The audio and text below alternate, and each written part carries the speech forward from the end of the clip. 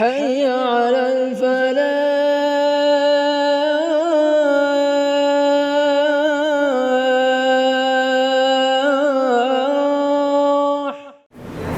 إن الحمد لله نحمده ونستعينه ونستغفره ونؤمن به ونتوكل عليه ونعوذ بالله من شرور أنفسنا ومن سيئات أعمالنا من يهده الله فلا مضل له ومن يضلل فلا هادي له.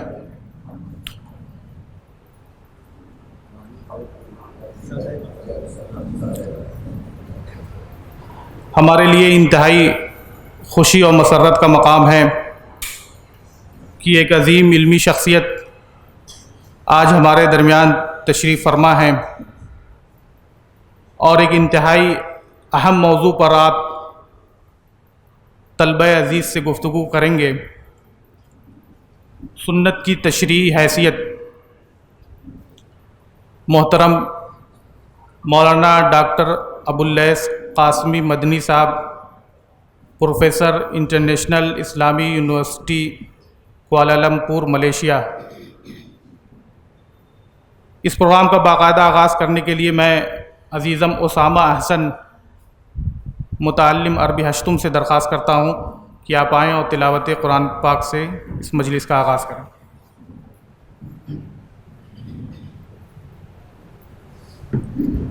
अस्सलामु अलैकुम।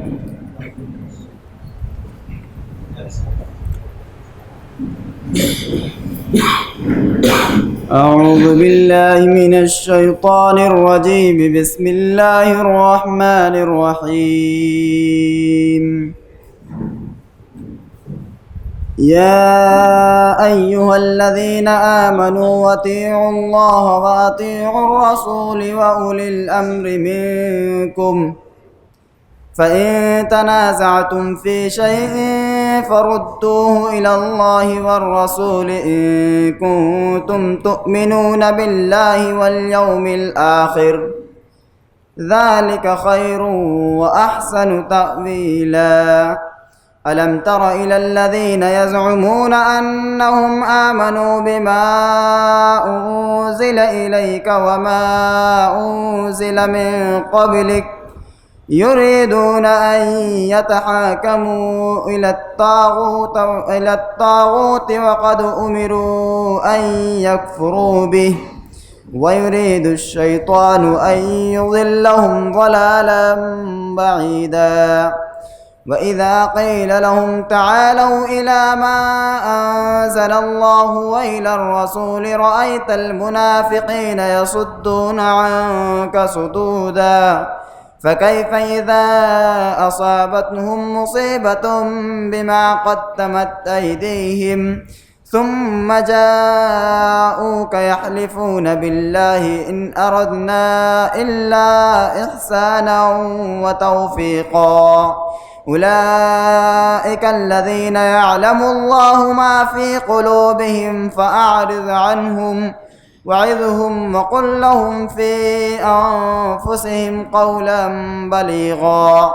وما أرسلنا من رسول إلا ليطاع بإذن الله ولو أنهم إذ ظلموا أنفسهم جاءوك فاستغفروا الله واستغفر لهم الرسول لوجدوا الله توابا رحيما. فلا وربك لا يؤمنون حتى يحكموك فيما شجر بينهم ثم لا يجدوا في أنفسهم حرجا مما قضيت ويسلموا تسليما. صدق الله العظيم.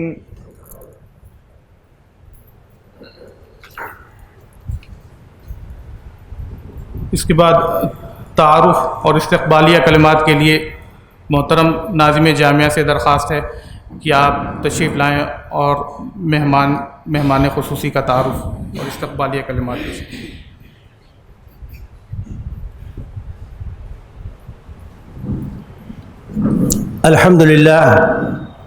अल्हम्दुलिल्लाह वकफ़ा वसलामुन अला इबादिहिल्लज़ीना इस्तफ़ा। मोहतरम اساتذہ کرام اور عزیز طلبہ، میرے لیے یہ بڑی خوشی اور مسرت کی بات ہے کہ میں آج یہاں اپنے استاذ محترم ڈاکٹر مولانا ابواللیث قاسمی خیرآبادی کا استقبال کر رہا ہوں۔ مولانا کی شخصیت علمی دنیا میں معروف ہے اور میرے لیے سعادت کی بات ہے کہ میں نے مولانا سے مدرسۃ الاسلام میں استفادہ کیا۔ دارالعلوم دیوبند سے دورہ حدیث کی تکمیل کے بعد 1970 میں مولانا مدرسۃ الاسلام میں استاذ ہو گئے تھے۔ مولانا نعیم الدین اصلاحی صاحب کے بھی استاذ ہیں، ہمارے بھی استاذ ہیں۔ کئی سال تک وہاں آپ نے پڑھایا۔ اس کے بعد پھر آپ مدرسۃ الاصلاحی سے مدینہ یونیورسٹی چلے گئے تھے۔ وہاں آپ نے لیسانس یعنی بی اے کیا اور اس کے بعد مکہ مکرمہ جامعہ ام القریٰ، وہاں سے آپ نے ماجسٹر اور دکتورا یعنی ایم اے اور ڈاکٹریٹ کی ڈگری حاصل کی، اور اس کے بعد آپ انٹرنیشنل اسلامک یونیورسٹی کوالالمپور سے وابستہ ہو گئے۔ وہاں پروفیسر بھی ہیں اور وہاں استاذ الکرسی بھی ہیں۔ آپ کی متعدد تصنیفات ہیں، حدیث پر بڑا کام ہے آپ کا۔ آپ کی تصنیفات میں الحدیث تخریج الحدیث پر آپ کی کتاب ہے، جس میں ایک اہم جو موضوع ہے حدیث سے متعلق تخریج، اس کے اوپر جو ہے وہ گفتگو ہے۔ اور علوم الحدیث پر آپ کی کتاب ہے، متعدد چیزیں آپ کی شائع ہوئی ہیں، اور یہ خوشی کی بات ہے کہ مولانا کی خود نوشت، خود سوانح حیات جو ہے وہ شائع ہو چکی ہے، اور اس کو آپ لوگ بھی تفصیل سے دیکھیے گا تو آپ کی جو ابتدائی زندگی ہے، تعلیم کا آغاز خیرآباد سے آپ کا تعلق ہے۔ منبع العلوم خیرآباد میں ابتدائی تعلیم ہوئی، اس کے بعد مراد آباد حیات العلوم میں آپ کی تعلیم ہوئی، دیوبند میں 3 سال رہے، عربی ہفتم ہشتم پھر دورہ حدیث کیا، اس کے بعد تدریسی سلسلہ شروع ہوا تو مالیگاؤں کے بیت العلوم سے پھر مدرسۃ الاصلاح میں 73 میں داخل ہوا۔ مولانا وہاں استاذ تھے۔ مجھے صحیح مسلم اور ہدایہ اخیرین مولانا سے پڑھنے کا موقع ملا، اور اس کا ایک فیض بتا دوں آپ لوگوں کو کہ میں نے مدرسۃ الاصلاح میں عربی ششم تک تعلیم حاصل کی۔ اس کے بعد میں جامعہ دارالسلام عمر آباد گیا، وہاں گولڈن جوبلی ہوئی تھی اس زمانے میں اور بڑا اس کا تحسہ تھا، تو خواہش ہوئی میں وہاں چلا گیا۔ داخلہ ٹیسٹ ہوا، 15-20 امیدواران داخلہ ایک ساتھ تھے۔ جو استاذ ٹیسٹ لے رہے تھے انہوں نے ہدایہ اخیرین سے پوچھا، اچھا وہاں عمر آباد میں ترتیب دوسری ہے، وہاں عالمیت میں بدایت المجتہد پڑھاتے ہیں اور فضیلت میں ہدایہ پڑھاتے ہیں۔ تو انہوں نے ہدایہ سے پوچھا کہ یہ بڑا مشکل مسئلہ ہے، اور مولانا سے میں پڑھ چکا تھا۔ جتنے لوگ بیٹھے تھے میرے ساتھ داخلہ ٹیسٹ میں، کوئی اس عبارت کو حل نہیں کر سکا، سمجھا نہیں سکا، میں نے اس کو حل کر دیا۔ میں فضیلت سال اول کا امیدوار تھا، ایگزامنر نے لکھا کہ یہ فضیلت کے آخری درجے کے لائق، تو میرا داخلہ آخری درجے میں ہو گیا۔ تو ایک ہی سال پڑھا میں نے وہاں، اس کے بعد 1 سال پڑھایا۔ تو یہ مولانا کا فیض تھا کہ وہ اتفاق سے ہدایہ اخیرین سے انہوں نے پوچھا، اور وہ وہاں فضیلت کے آخری درجے میں ہے، تو آخری درجے میں میرا داخلہ ہو گیا۔ تو یہ بہت ہی خوشی اور مسرت کی بات ہے کہ مولانا سے استفادے کا ہمیں موقع مل رہا ہے۔ مولانا کی طبیعت بھی ادھر ناساز تھی، بخار آ گیا تھا، لیکن اس کے باوجود مولانا نے وقت دیا آپ کو فائدہ پہنچانے کے لیے. ہم انتہائی ممنون ہیں اور دل کی گہرائیوں سے آپ کا استقبال کرتے ہیں. موضوع بہت اہم ہے، سنت کی بڑی اہمیت ہے دین میں، بنیادی مصادر میں ہے، اور اس کی حیثیت جس طرح سے یہ ہے کہ وہ قرآن کے احکام کی تاکید بھی کرتی ہے، تشریح بھی کرتی ہے، اسی طرح سے اس کی ایک حیثیت یہ بھی ہے کہ بہت سے احکام ہیں جو سنت سے ہمیں معلوم ہوتے ہیں، وہ ماخذ تشریح بھی ہے، قانون سازی کا ذریعہ بھی ہے. امام شافعی رحمۃ اللہ علیہ نے اپنے الرسالہ میں قرآن کی نسبت سے سنت کی 3 قسمیں بیان کی ہیں. سنت مؤکدۃ لما جاء فی القرآن، سنت شارحۃ لما جاء فی القرآن مجملا، سنت ثابتۃ حکما سکت عنہ القرآن. یہ سب اس کی حیثیتیں ہیں. تو اس سلسلے میں شکوک و شبہات بھی پیدا کیے جاتے ہیں، اس لیے بہت ہی واضح طور سے ان چیزوں کو ہمیں سمجھنا چاہیے. یہ دین کے بنیادی مصادر کا مسئلہ ہے، مآخذ تشریح کا مسئلہ ہے، اور آج انشاءاللہ مولانا اس موضوع پر بہت ہی تفصیل کے ساتھ آپ کے سامنے روشنی ڈالیں گے کہ سنت کی قانونی، آئینی اور تشریحی حیثیت کیا ہے. میں ایک بار پھر اپنی طرف سے اور اساتذہ اور طلبہ کی طرف سے مولانا کا، ان کے رفقا کا استقبال کرتا ہوں، شکریہ ادا کرتا ہوں. اللہ سے دعا کرتا ہوں کہ مولانا کی خدمات جلیلہ کو اللہ تعالیٰ شرف قبولیت سے نوازے. آمین. وآخر دعوانا ان الحمد للہ رب العالمین.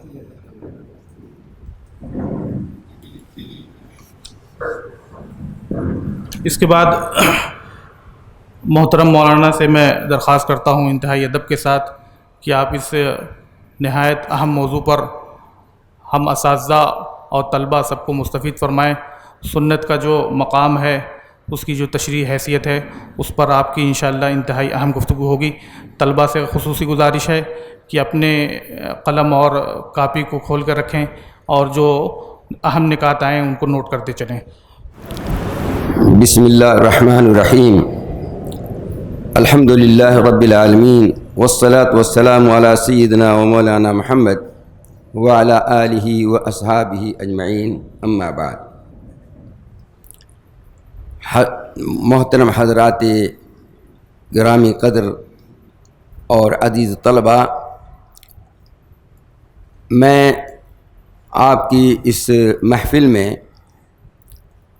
شاید کوئی اجنبی نہیں ہوں، اور اس کے اجنبی نہ ہونے کی ایک واحد وجہ یہ ہے کہ آپ میرے پوتے ہیں، علمی پوتے. مولانا طاہر صاحب مدنی حقیقت میں یہ میرے شاگرد ہیں، مولانا نعیم صاحب میرے شاگرد ہیں، اور یہ دونوں شخصیتیں اسی وقت شخصیتیں بن چکی تھیں. ان کا مستقبل روشن ہم نے اسی وقت دیکھ لیا تھا. کافی ذہین تھے. یہ نہ سمجھیں آپ لوگ کہ انہوں نے میری تعریف کی تو میں ان کی تعریف کر رہا ہوں، تو مرا حاجب ہو گئے، من تو حاجب ہو گو. ایسی بات نہیں ہے. یہ حقیقت ہے کہ مولانا طاہر صاحب کافی سمجھدار، اور سب سے بڑی بات ان کے اندر یہ تھی کہ بڑے سلجھے ہوئے انسان تھے.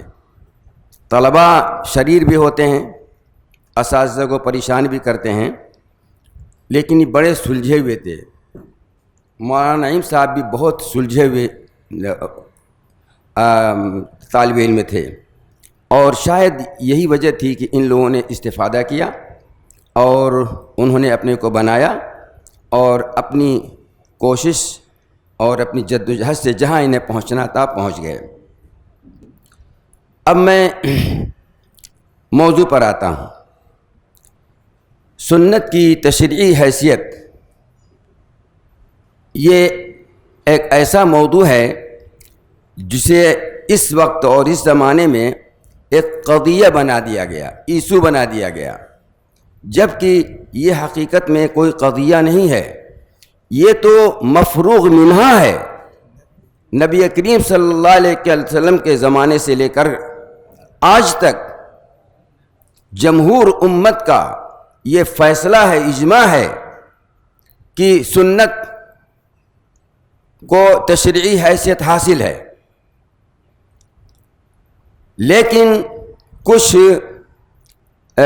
ناعاقبت اندیشوں نے یا کچھ جو کہ چھوٹے چھوٹے احکام پر عمل کرنا نہیں چاہتے، تو انہوں نے بجائے اس کے کہ وہ اس پہ عمل نہ کریں، اپنے کو گنہگار سمجھیں، انہوں نے اسی کو ختم کرنے کی کوشش کی۔ اور یہ کوئی نئی بات نہیں ہے، نبی کریم صلی اللہ علیہ وسلم نے خود ہی یہ پیش گوئی کی تھی کہ ایک زمانہ آئے گا جب لوگوں کے یہاں دنیا کی ریل پیل ہوگی اور لوگ ناز و نعمت میں پلے ہوں گے، انسان اپنے عریقہ پر مسند پر براجمان ہوگا اور وہ کہے گا علیکم بالقرآن، وہ یہ کہے گا کہ علیکم بالقرآن، صرف قرآن لو، وہی حجت ہے اور کوئی چیز حجت نہیں ہے۔ اللہ کے رسول فرماتے ہیں کہ ایسا نہیں، جو میں جس چیز کو حلال کروں، میں جس چیز کو حرام کروں، ایسے ہی ہے جیسے کہ قرآن کسی چیز کو حلال کرے اور جس کو حرام کرے۔ یعنی حکم کے ثبوت میں دیکھیے، میں مرتبے کی بات نہیں کر رہا، کلام پاک نمبر 1 پہ اور حدیث نمبر 2 پہ، لیکن ثبوت حکم میں دونوں برابر ہیں۔ سنوان الکتاب و سنت السنوان، یعنی دونوں برابر ہیں اثبات حکم کے لیے۔ پھر اس کے بعد اللہ کے رسول نے فرمایا، کچھ چیزوں کو حرام کیا اس میں، تو میرے کہنے کا مطلب یہ ہے کہ اللہ کے رسول صلی اللہ علیہ وسلم نے پہلے ہی یہ پیش گوئی کر دی تھی کہ ایسا ہوگا۔ انہوں نے اپنے امتیوں کو آگاہ کر دیا تھا، اور ظاہر سی بات ہے کہ اللہ سبحانہ و تعالی جس نے کتاب اللہ کی حفاظت کی ذمہ داری لی ہے، جو کہ مبین ہے، مبین، تو ضمناً اس نے مبین کی بھی ذمہ داری لی، لیکن مبین کی حفظ کی ذمہ داری اس نے کیسے لی، کیا وسائل اس نے استعمال کیے؟ ظاہر سی بات ہے، وہ آپ کے سامنے ہے۔ محدثین پیدا کیے، انہوں نے حدیثیں حفظ کی، لکھا، پھر اس کے اندر کچھ پرابلمس آئے تو اس کے لیے علم جرح و تعدیل ایجاد کیا گیا، پھر حدیث کو صحیح، حسن، ضعیف، موضوع قرار دینے کے لیے قواعد متعین کیے گئے۔ تو اس طریقے سے اللہ تعالیٰ نے اس کا سنت کی یا حدیث کی حفاظت کی۔ تو یہ مسئلہ حجیت سنت کا یہ بالکل مفروغ منہ ہے، اور میں سمجھتا ہوں کہ آپ تمام لوگوں کا ایمان ہی ہوگا۔ میں تو صرف تذکیراً یہ بات کروں گا جو آج کہوں گا آپ کے سامنے، میں تأسیساً نہیں کہوں گا، میں ابداعاً نہیں کہوں گا کہ آپ نہیں جانتے میں آپ کو جتا رہا ہوں، نہیں، آپ جانتے ہیں، میں اس کی تذکیر کر رہا ہوں۔ اسلوب بدلا ہوگا، انداز بدلا ہوگا، جسم وہی ہے، لباس مختلف ہے۔ تو سب سے پہلے ہم آپ کو یہ جاننا ضروری ہوگا کہ سنت سے مراد ہماری کیا ہے، ہماری مراد سنت سے کیا ہے۔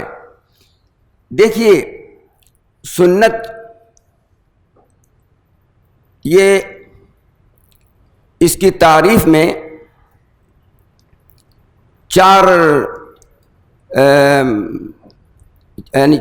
شعبوں کے لوگوں نے یا 4 فن کے لوگوں نے مختلف تعریفیں کی۔ جیسے محدثین ہیں، محدثین سنت کے معنی وہی لیتے ہیں جو حدیث کے ہیں۔ ما اضیف الی رسول اللہ صلی اللہ علیہ وسلم من قول او فعل او تقریر او وصف خلقی او وصف خلقی. یہ 5 چیزوں کا مجموعہ یہ ہے سنت، یہ ہے حدیث محدثین کے نزدیک. تو محدثین کے نزدیک یا محدثین کی تعریف کی بنیاد پر آپ کہہ سکتے ہیں کہ سنت تشریعیہ غیر تشریعیہ، لیکن مراد سنت سے حدیث ہوگی، کیونکہ قول رسول، فعل رسول، تقریر رسول، وصف خلقی یہ تو تشریعی ہیں، اس کی اتباع آپ کو کرنی ہے. جس انداز سے یہ حکم آیا ہوگا اس انداز سے آپ کو اتباع کرنی ہے. اگر واجب بتائے گی تو واجب، مستحب بتائے گی تو مستحب، مباح مباح، حرام حرام، مکروہ مکروہ. لیکن جو وصف خلقی ہے یہ اتباع کے، اس میں ہم سے یہ نہیں کہا جائے گا کہ تم اتباع کرو. اب ہم کیسے اپنے کو ربع من القوم بنائیں؟ یعنی نبی کریم صلی اللہ علیہ وسلم کے جسم اطہر سے متعلق جو حدیثیں آتی ہیں ان کو ہم کہتے ہیں وصف خلقی، کہ آپ کے بال اتنے تھے، آپ کا رنگ ازہر اللون تھے، یعنی کھلا ہوا رنگ تھا آپ کا سینہ چوڑا تھا، آپ جو ہے ربع من القوم تھے یعنی متوسط القامہ تھے، آپ کے بال ہلکے گھنگھریالے تھے. ہمیں آپ کی اس میں اتباع نہیں کرنی ہے. تو اس اعتبار سے آپ کہہ سکتے ہیں کہ سنت تشریعیہ غیر تشریعیہ. تشریعیہ یہ 4 اور غیر تشریعیہ یہ 1، یعنی وصف خلقی. لیکن اصول فقہ کے نزدیک، یعنی علماء اصول الفقہ جب سنت کی تعریف کرتے ہیں تو چونکہ انہیں ادلہ چاہیے، دلیل چاہیے، یعنی حکم کی دلیل چاہیے. تو جیسا کہ آپ جانتے ہیں کہ اصول الاحکام الشرعیۃ 4، الکتاب، السنہ، القیاس، الاجماع. تو یہاں پہ سنت سے کیا مراد ہے؟ سنت سے یہاں مراد حدیث نہیں ہے، غور سے سنیے گا. سنت سے یہاں مراد یہ ہے کہ ما یثبت من اقوالہ و افعالہ و تقریراتہ احد الاحکام الخمسہ. آپ کے اقوال اور افعال اور تقریرات میں سے جو حکم 5 احکام میں سے کوئی ایک حکم ثابت کرتا ہو وہ سنت ہے. وہ 5 احکام کون ہیں؟ واجب، مندوب، مباح، حرام، مکروہ. ان 5 میں سے کوئی بھی اگر حکم ثابت ہوگا کسی حدیث سے تو وہ حدیث جو ہے ان کے نزدیک، اصول فقہ کے نزدیک سنت ہوگی. لہذا اصولین کے نزدیک جب سنت کہا جائے تو ان کے ہاں تشریعیہ اور غیر تشریعیہ کا سوال ہی نہیں پیدا ہوتا. کیوں؟ کیونکہ سنت کی تعریف میں ہی داخل ہے تشریع. یعنی جو حدیث ان 5 احکام میں سے کسی ایک کو ثابت نہ کرے وہ ان کے نزدیک سنت نہیں ہے. وہ کیا ہے؟ حدیث ہو سکتی ہے مگر سنت نہیں ہے. لہذا جو لوگ سنت کی 2 قسمیں کرتے ہیں، تشریعیہ غیر تشریعیہ، غلط کرتے ہیں. اور تیسرا گروپ فقہا کا ہے، ان کے نزدیک سنت سے مراد جو ہے جو واجب کے خلاف ہو. کہتے ہیں نا کہ یہ چیز سنت یعنی واجب نہیں ہے. اور ایک سنت وہ متکلمین کے نزدیک ہے جو بدعت کے خلاف ہے. کہتے ہیں اہل السنہ والجماعہ. کیا مطلب اہل السنہ ہونا؟ یہاں پر سنت کا کیا مطلب ہے؟ یعنی وہ بدعتی نہیں ہے، مبتدع نہیں ہے، معتزلی نہیں ہے، خارجی نہیں ہے، مرجی نہیں ہے، شیعہ نہیں ہے وغیرہ۔ تو ہم جس سنت کی گفتگو یہاں پر کرنا چاہ رہے ہیں یہ وہ سنت ہے جو اصول فقہ میں مراد لی جاتی ہے، یعنی وہ سنت، یعنی وہ حدیث پاک جس سے کوئی ایک حکم ثابت ہوتا ہو تو وہ تشریعی ہے۔ اس وضاحت کی ضرورت اس لیے بھی پڑی کہ ہم حجیت سنت پر گفتگو کر رہے ہیں۔ اب ہم آتے ہیں اس بات پر کہ حجت یا سنت حجت کیوں ہے؟ کیا اس کی کوئی دلیل یا اس کی کوئی حجت کلام پاک میں ہے؟ عقل کہتی ہے، صحابہ کرام جو سب سے پہلے اس سنت کے مشاہدین تھے، کیا انہوں نے اسے حجت مانا؟ اگر یہ تینوں چیزیں آپ کے سامنے رکھ دی جائیں تو میں سمجھتا ہوں کہ حجیت سنت کے اس بات کی ضرورت نہیں ہے۔ سنیے، میں نے کچھ چیزیں پوائنٹ کے طور پر لکھ رکھی ہیں تاکہ اسی لحاظ سے وقت کے میں نے بہت زیادہ وقت نہیں گزارنا چاہوں گا۔ میرا گلا بھی دیکھیے کچھ گڑبڑ ہو رہا ہے، طبیعت خراب ہے میری۔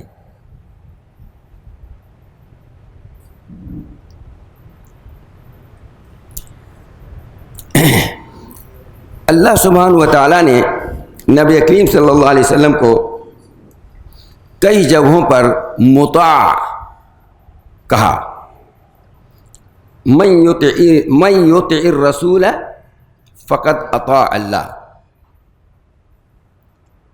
ومن تولی فما ارسلناک علیہم حفیظا قل اطیعوا اللہ والرسول فإن تولوا فإن اللہ لا يحب الکافرین۔ اسی طریقے سے اللہ تعالیٰ نے آپ کو متبع قرار دیا، یعنی ایسی شخصیت جس کی تم اتباع کرو۔ قل ان کنتم تحبون اللہ فاتبعونی یحببکم اللہ۔ اسی طریقے سے اللہ تعالیٰ نے نبی کریم صلی اللہ علیہ وسلم کی اتباع کو ہماری ہدایت کے لیے شرط قرار دیا۔ قل یا ایھا الناس انی رسول اللہ الیکم جمیعا الذی لہ ملک السماوات والارض لا الہ الا هو یحیی ویمیت فآمنوا باللہ ورسولہ النبی الامی الذی یؤمن باللہ وکلماتہ واتبعوہ لعلکم تہتدون۔ واتبعوہ لعلکم تہتدون۔ اسی طریقے سے اللہ سبحانہ و تعالیٰ نے نبی کریم صلی اللہ علیہ وسلم کو اسوہ قرار دیا۔ لقد کان لکم فی رسول اللہ اسوۃ حسنہ لمن کان یرجو اللہ والیوم الآخر وذکر اللہ کثیرا۔ میں یہاں ایک سوال یہ کرنا چاہتا ہوں، ہم رسول کی طاعت کس میں کریں؟ اس کی اتباع کس چیز میں کریں؟ اس کو ہم اپنا اسوہ قدوہ کس چیز میں مانیں؟ نبی کریم صلی اللہ علیہ وسلم جب زندہ تھے تو صحابہ کرام آپ کی کس چیز کی اتباع کرتے تھے؟ آپ کے حکم کی، آپ کے عمل کی؟ وہی تو حدیث ہے، اسی کو تو ہم حدیث کہتے ہیں۔ اب جب وہ نہیں ہیں تو وہ حدیثیں جو موجود ہیں ہم ان کو حجت مانیں گے اور اس پر عمل کریں گے، تبھی تو ہم آپ کو اپنا مطاع بنائیں گے، اپنا متبع بنائیں گے اور اپنا اسوہ بنائیں گے۔ تو نبی کریم صلی اللہ علیہ وسلم کی حدیث کو چھوڑ کر آپ مطیع نہیں ہیں، آپ نافرمان ہیں. آپ حدیث کو چھوڑ کر کے آپ ان کو اپنا قدوہ نہیں بنائیں گے، آپ اپنی مسجد الگ بنائیں گے. تو نبی کریم صلی اللہ علیہ وسلم کی حدیث کو اگر آپ حجت مانیں گے، اس پر عمل کریں گے اور اس کی مخالفت نہیں کریں گے تو اتباع رسول کا تحقق ہوگا، طاعت الرسول کا تحقق ہوگا، التأسی بالرسول کا تحقق ہوگا. نہیں تو آپ مطیع نہیں ہیں. یہ ہے پہلا پوائنٹ. دوسرا پوائنٹ یہ ہے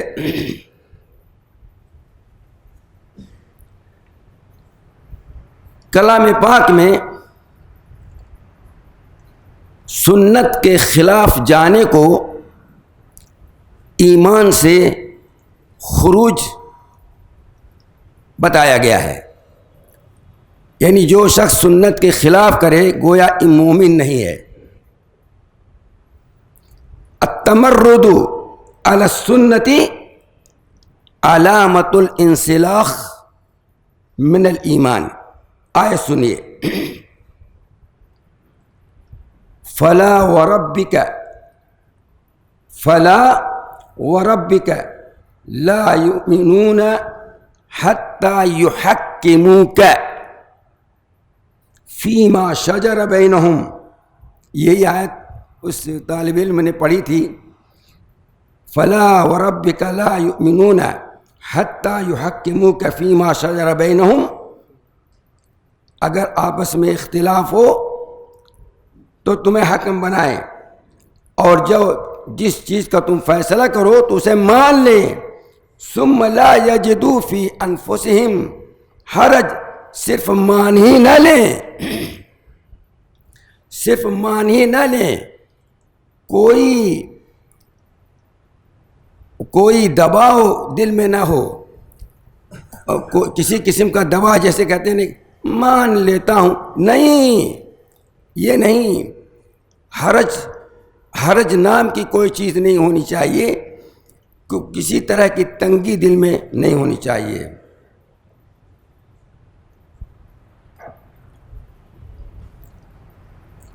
میں نے کہا تھا کہ التمرد علی السنہ علامت الانسلاخ من الایمان. کیوں اللہ نے کہا کہ فلا وربک لا یؤمنون، تم ایمان والے نہیں ہوگے جب تک کہ تم نبی کو اپنا حکم بناؤ گے اور ان کی بات مانو گے اور ان کے فیصلے پر کسی طرح کا کوئی حرج اور تنگی دل میں محسوس نہیں کرو گے. اب سنیے سوال. یہ حیثیت ہے، یہاں پر ہے حتی یحکموک.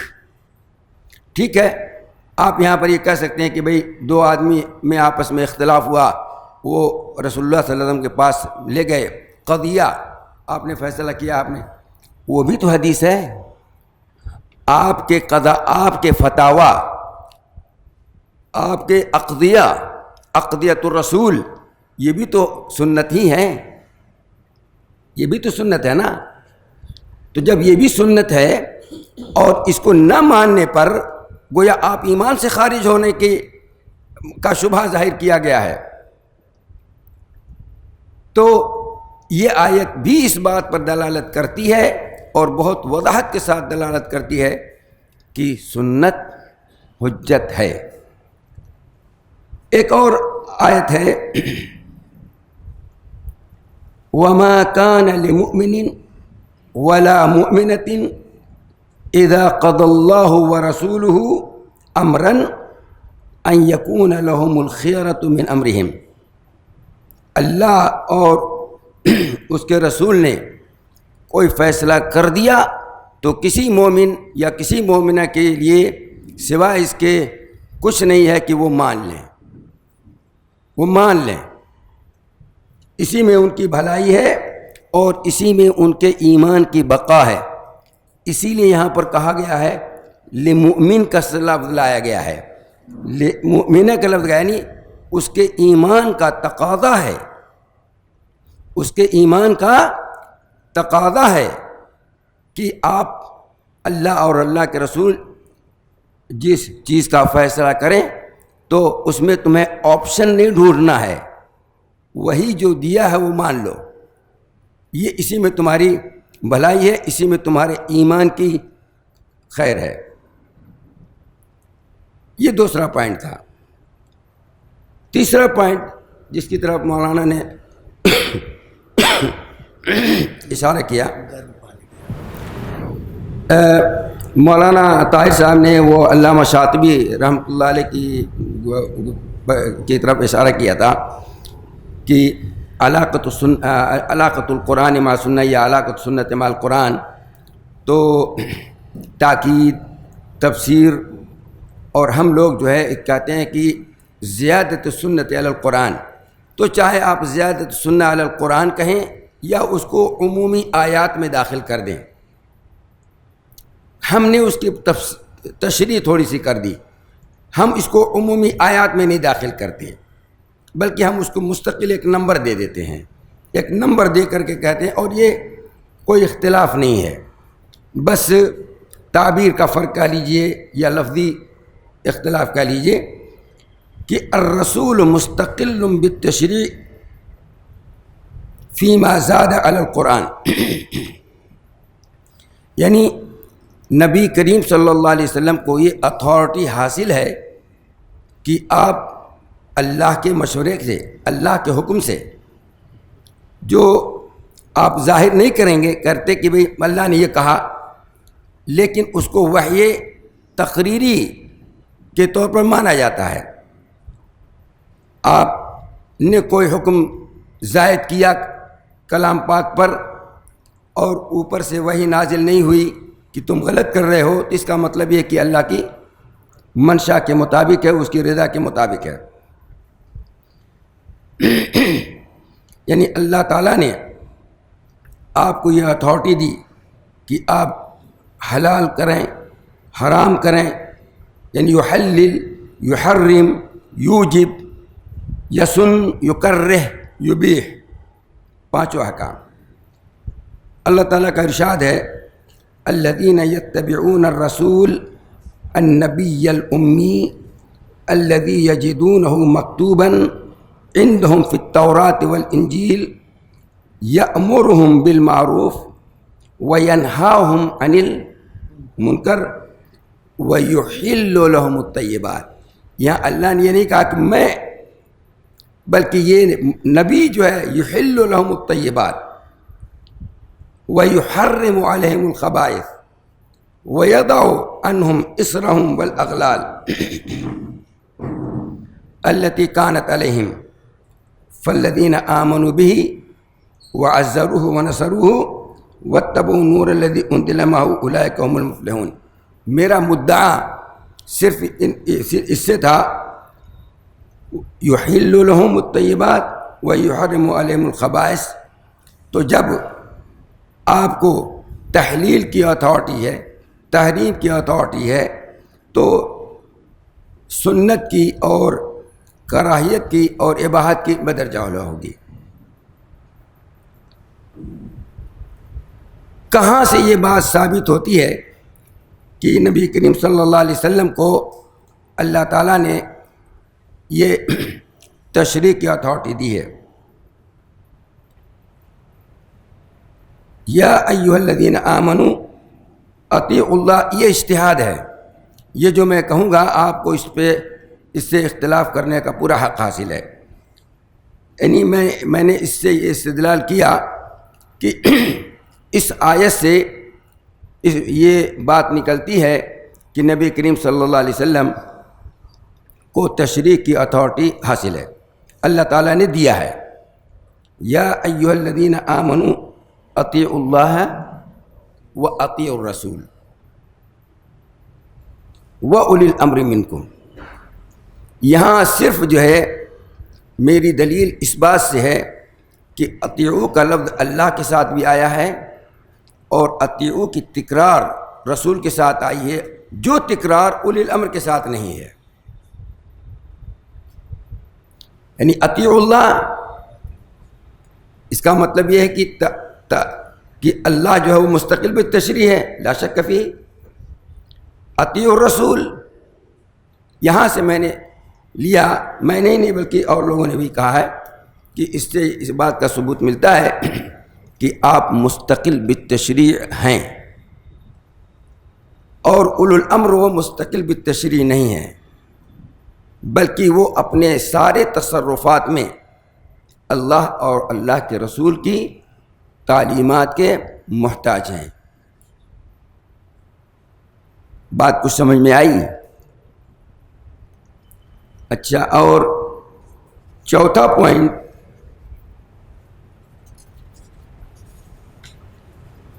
چوتھا پوائنٹ جو ہے یہ در حقیقت مجھے پہلے بیان کرنا چاہیے تھا۔ چوتھا پوائنٹ یہ ہے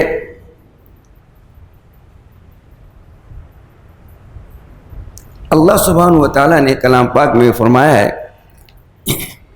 لا تحرک بھی لسانک لتعجل بھی ان علینا جمعہ وقرآنہ ثم ان علینا، میرا مدعا جو ہے ثم ان علینا بیانہ پر ہے، یعنی یہاں اللہ سبحانہ و تعالیٰ نے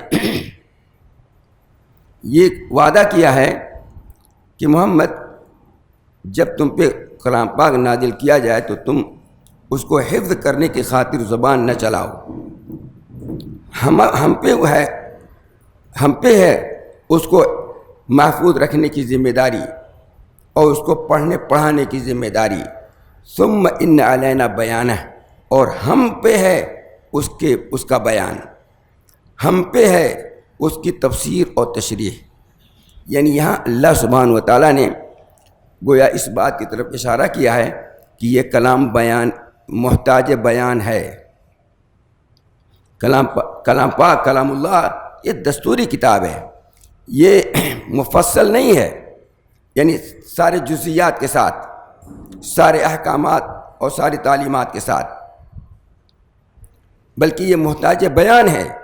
اسی لیے اللہ نے کہا کہ ثم ان علینا۔ میرا سوال، کیا اللہ نے اس وعدے کو پورا کیا ہے کلام پاک میں؟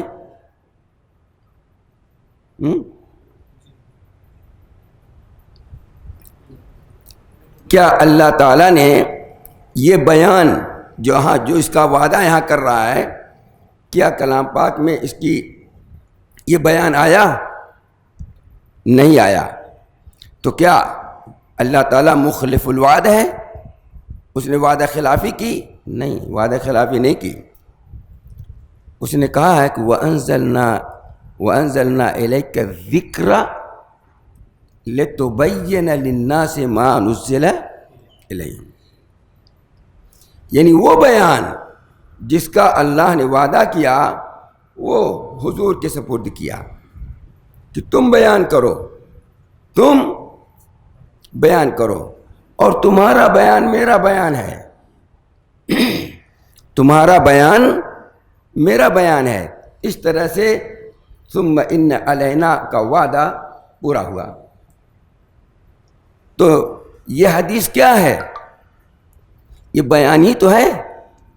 ارے بھائی، نبی کریم صلی اللہ علیہ وسلم کے بارے میں کہا جاتا ہے کہ قرآن متحرک، یہ قرآن تو کتاب ہے نا، الفاظ ہے، لیکن اس کو عملی جامہ پہنایا کس نے؟ محمد صلی اللہ علیہ وسلم نے۔ اسی لیے میں ایک مثال دیا کرتا ہوں، میری طبیعت ٹھیک نہیں ہے ورنہ میں اور کھل کے بولتا، تھوڑا اور گرم چاہیے۔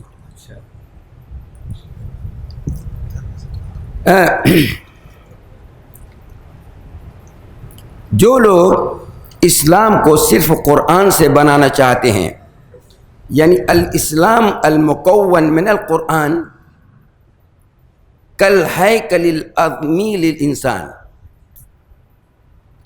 ہیکل عظمی جانتے ہیں نا، کیا اس کو انگلش میں کہتے ہیں؟ اسٹرکچر کیا ہے؟ جو ڈھانچہ ہوتا ہے نا، وہ ہاسپٹل وغیرہ میں دیکھ لیجئے، ہاتھ بھی ہے، پیر بھی ہیں، آنکھ کی جگہ آنکھ بھی ہے، ناک کی جگہ سوراخ ہے، منہ کی جگہ اچھا لگ رہا ہے نا، وہ ہیکل انسانی جو انسانی ڈھانچہ ہے خوبصورت ہے، ارے بولو نا، خوبصورت ہے. اگر اس کو خوبصورت بنانے کے لیے اللہ نے محمد صلی اللہ علیہ وسلم کے علاوہ کسی دوسرے سے کہتے بھائی تم بناؤ، تو کوئی ناک لمبی کرتا کیونکہ اس کو لمبی ناک پسند ہے، کوئی ناک افریقی ہے تو وہ ایک دم چپٹی کر دیتا، موٹی کر دیتا. غرض ہر شخص اپنی ہوا اپنے نفس کے مطابق اس پر یعنی روغن بھرتا، اس پر گوشت بھرتا. لیکن یہ تو اللہ کے رسول، اللہ سبحانہ و تعالیٰ نے ہم پہ احسان کیا کہ محمد صلی اللہ علیہ وسلم کو بھیج کر کے کہا کہ جاؤ، اور میں نے تو کہہ دیا صرف اقیم الصلاۃ، تم کر کے دکھاؤ کیسے نماز پڑھی جاتی ہے. کتب علیکم الصیام، میں نے کہہ دیا تم کر کے بتاؤ کیسے روزہ رکھا جاتا ہے. وآتوا الزکوٰۃ، کر کے بتاؤ. غرض حج، غرض جتنی بھی عبادات مفروضہ ہیں یا عقائد ہیں یا معاملات ہیں یا اخلاق و عادات ہیں، اس سب کے لیے رسول اکرم کی ذات یہ گویا تجسید ہے للاسلام، اس اسلام کی جس کا اللہ تعالیٰ نے کلام پاک میں حکم دیا ہے. تو میں نے بتایا کہ رسول مبین للقرآن ہے، اور بیان الرسول بیان اللہ. یہ اتنی آیات ہیں جو اس بات کی طرف صراحت کے ساتھ اشارہ کرتی ہیں کہ حدیث سنت حجت ہے، اس کے مانے بغیر تمہارا بیڑا پار نہیں ہونے کا. اگر آپ اجازت دیں تو میں تھوڑی سی بات اپنی حدیث سے بھی کر لوں. یعنی یہ تو کلام پاک کی بات ہے. خود رسول نے کیا کہا؟ اگر ہم ان کو رسول مانتے ہیں تو ان کی بات ماننی نہ ہوگی. تو رسول اللہ صلی اللہ علیہ وسلم نے کیا فرمایا سنیے.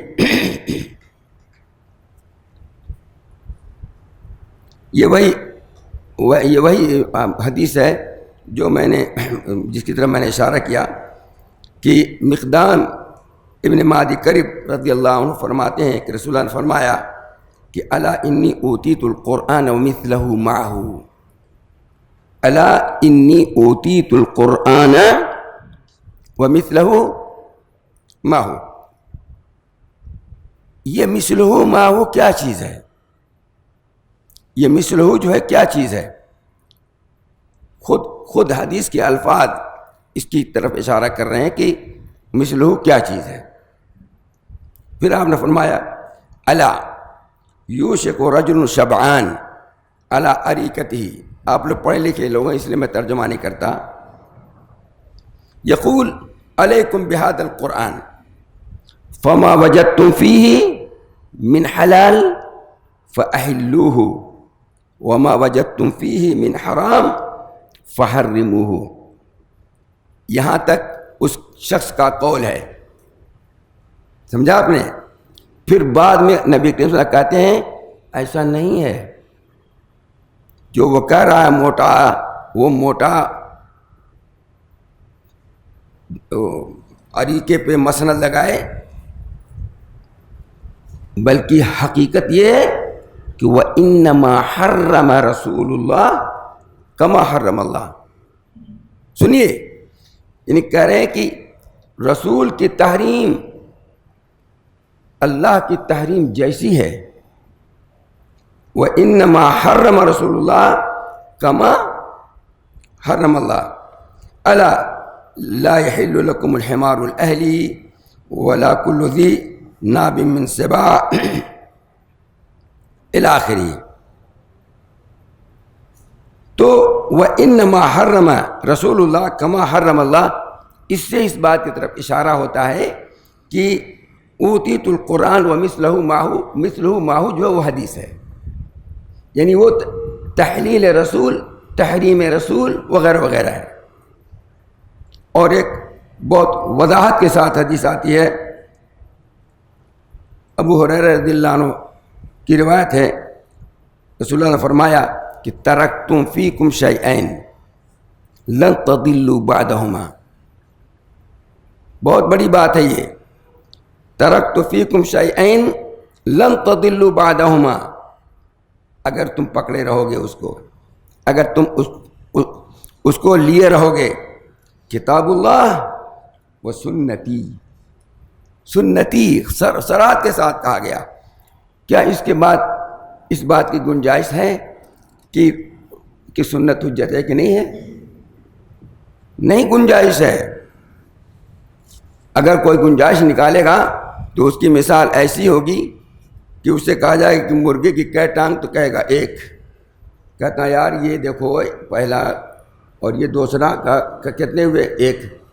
تو یہ تو مرغے کی ایک ٹانگ والی بات، یعنی یہ ضد ہے، عناد ہے. یہ ضد اور عناد اس کو کہا جائے گا جو آنکھوں سے دیکھنے کے باوجود مان نہیں رہا ہے.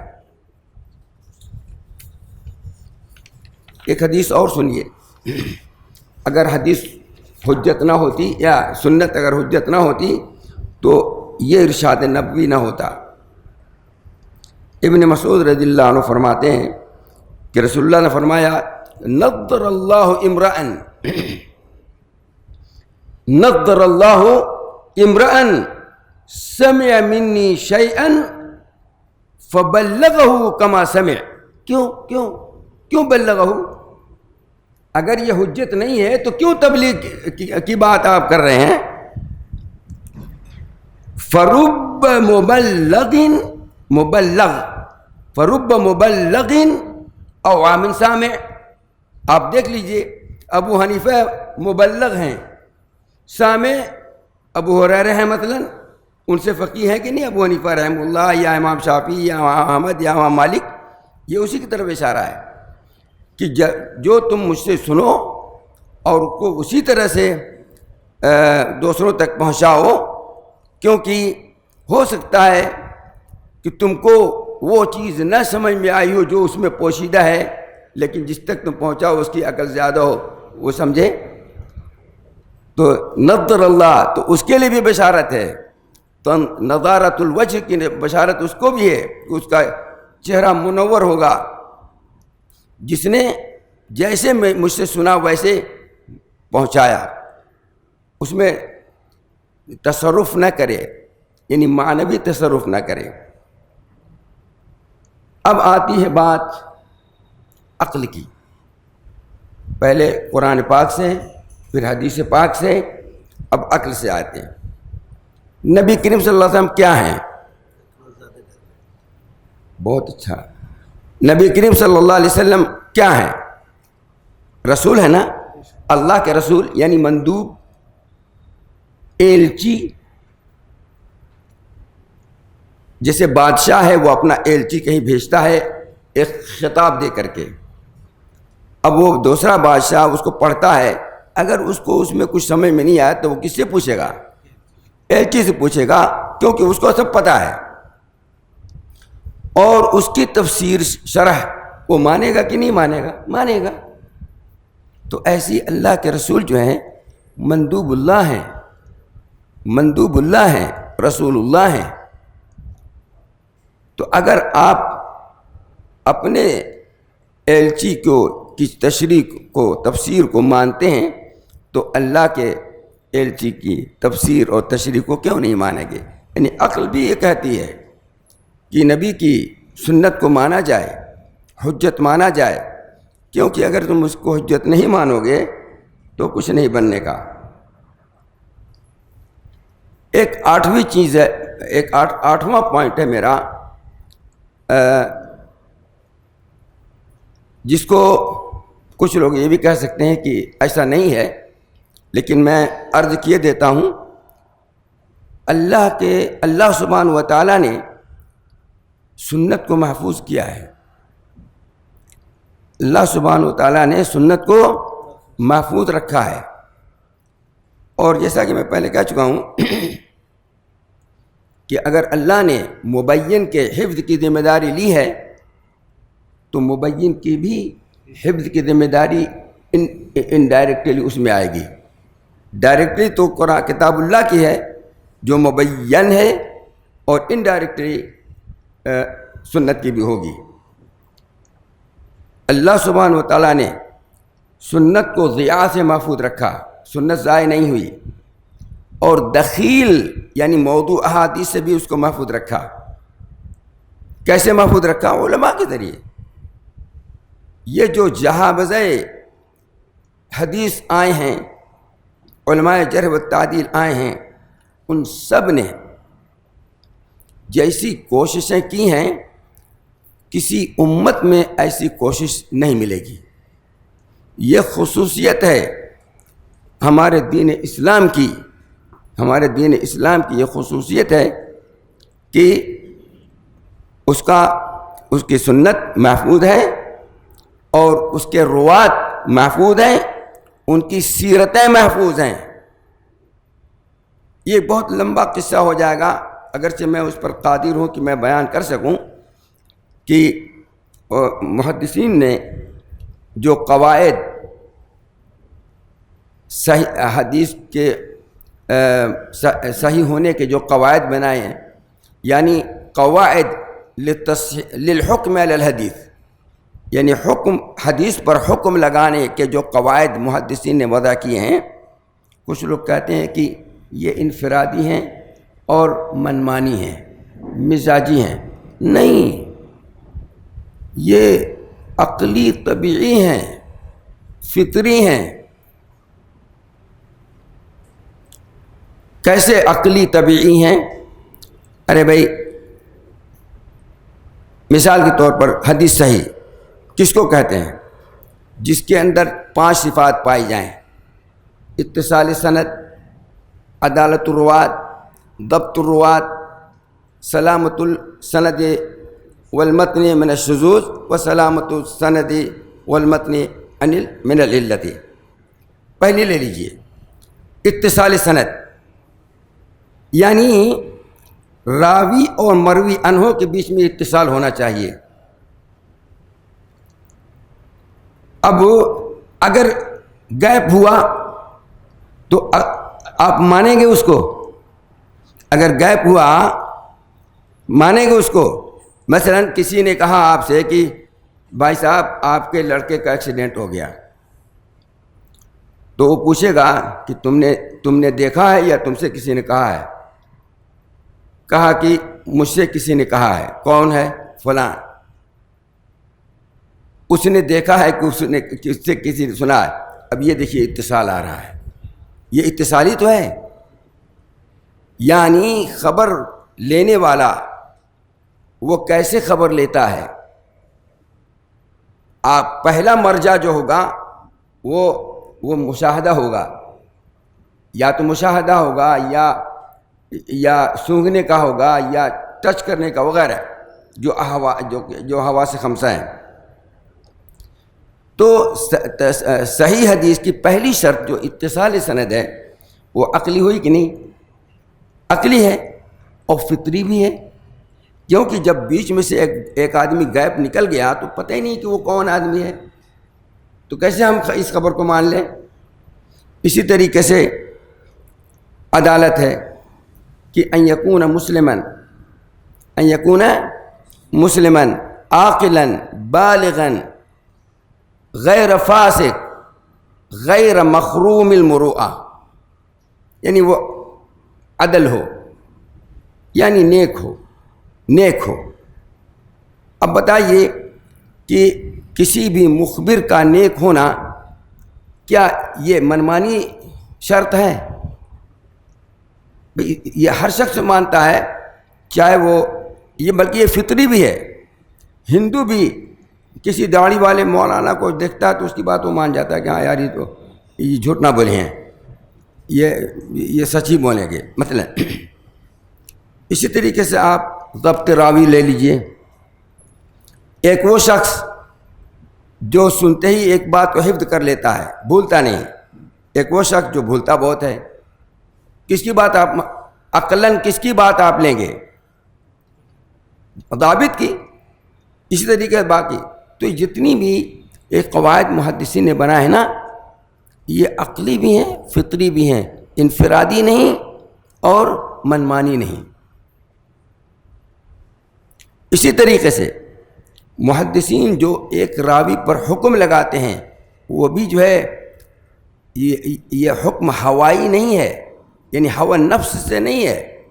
وہ پوری ریسرچ کرتے ہیں، اس کی پوری ہسٹری کا پتہ کرتے ہیں، تب جا کر کے کہتے ہیں کہ ثقتن، تب جا کر کہتے ہیں کہ ضابطن عدل ثبتن.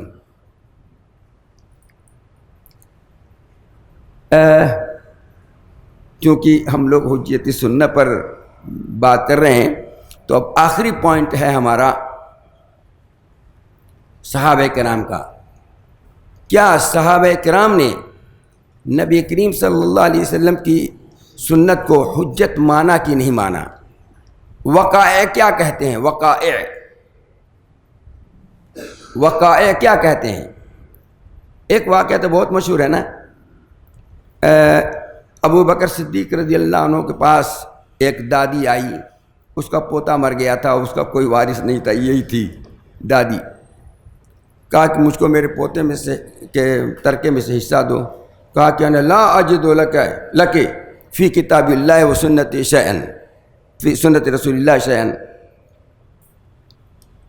تو کسی صحابی نے کہا کہ نہیں، ایسا ہے، اللہ کے رسول نے سدس دیا اس کو، آپ نے فوراً دے دیا اس کو ایک سدس. یعنی ابو بکر نے حدیث کو حجت مانا نا. اسی طریقے سے میں زیادہ لمبی بات نہ کر کے میں ایک چیز یہ کہنا چاہوں گا کہ نبی کریم صلی اللہ علیہ وسلم کی وفات کے بعد بہت سارے صحابہ مدینے میں رہے، اور بہت سارے صحابہ کوفہ، بصرہ، بغداد، مکہ مکرمہ، مصر، شام، جزیرہ، خراسان وغیرہ گئے. تو جہاں بھی جو یہ صحابہ جاتے، جوق در جوق لوگ آتے حدیث سننے کے لیے. اگر حدیث حجت نہ ہوتی تو یہ صحابہ کہتے نا، ارے کیا تم لا یعنی چیز کے پیچھے پڑے ہو، یہ تو یہ حجت تھوڑی ہے کہ جو تم اتنا گرے پڑ رہے ہو. لیکن انہوں نے ایسا نہیں کہا. اس کا مطلب کیا ہوا؟ اس کا مطلب یہ ہوا کہ صحابہ کرام رضوان اللہ علیہ مجمعین سب کے نزدیک یہ حدیث بے معنی سننا یہ حجت تھی. اگر میں نے کچھ مفید باتیں کہی ہوں تو آپ اسے اللہ سبحانہ و تعالیٰ کی طرف سے القا سمجھیے، اور اگر میرے منہ سے کوئی غلط بات نکلی ہو تو وہ میری طرف سے منسوب کیجیے. میری طبیعت خوب ٹھیک نہیں ہے، ورنہ کچھ اور ابھی ایک جگہ اور جا کر کے کچھ کہنا ہے، میرے خیال سے بات کریں.